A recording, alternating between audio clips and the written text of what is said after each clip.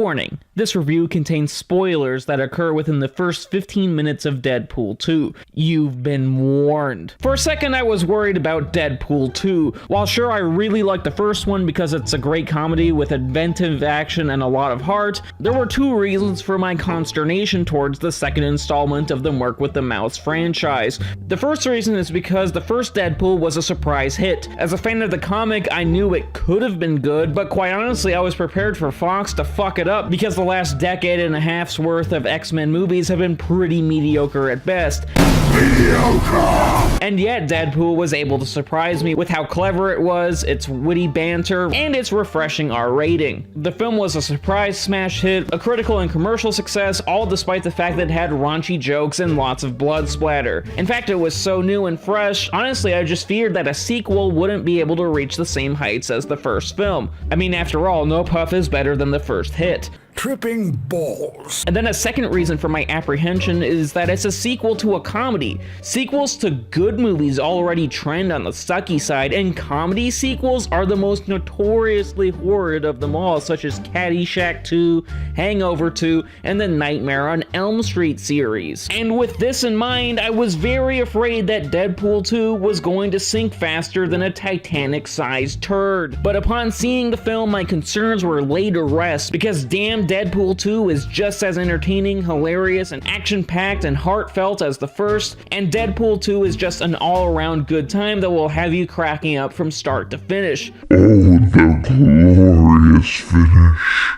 Deadpool 2 follows Deadpool, who is currently going on a world tour of carnage where he's shooting bad guys in the face, cutting them up, and performing at a strip club for those dollar bills, yo. However, the glamorous life of murder, cash, and being a part-time stripper is interrupted when his wife Vanessa is murdered by some shitlord, and Deadpool goes through a deep depression until he becomes emotionally attached to a kid. Wow, that sounds perverted to say out loud. What I meant to say is that he develops a paternal attachment to a kid who is being hunted by a time-traveling cyborg assassin named the T-1000. Oops, did I say that out loud? I meant the time-traveling cyborg assassin named Cable. And the movie is more or less about how Deadpool tries to save the kid from the most dangerous customer service representative at Comcast because in the boy, he sees a way to regain his sense of family. So yeah, like the first Deadpool, what makes Deadpool 2 so effective as a film is its incredible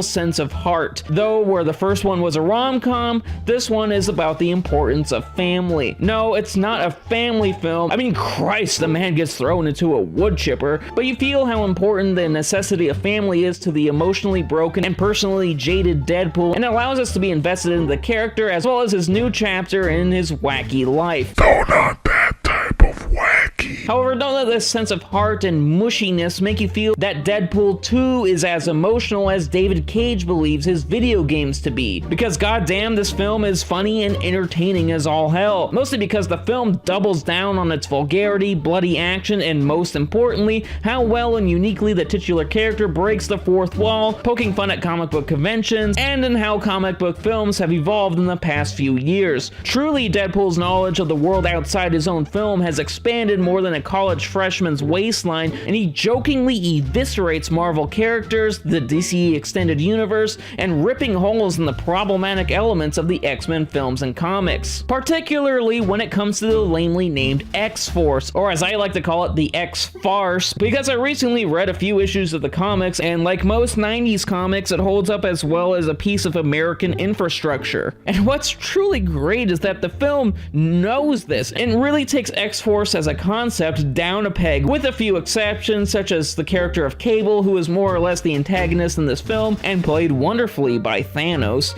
and the character Domino, who is blessed with the power of being lucky. So lucky, in fact, that I would actually bet on her over Dirty Harry. Do I feel lucky?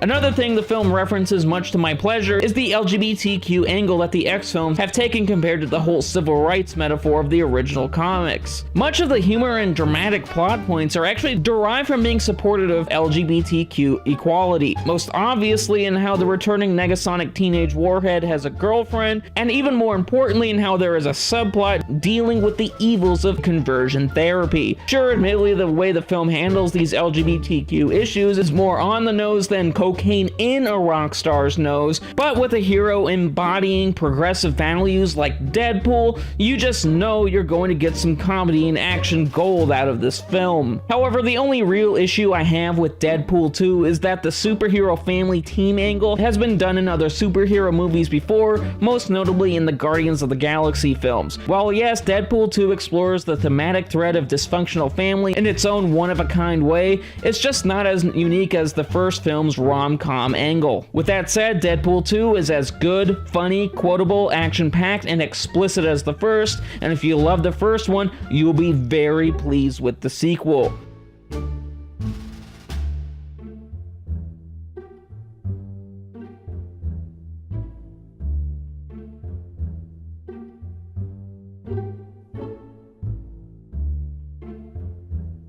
Tripping balls.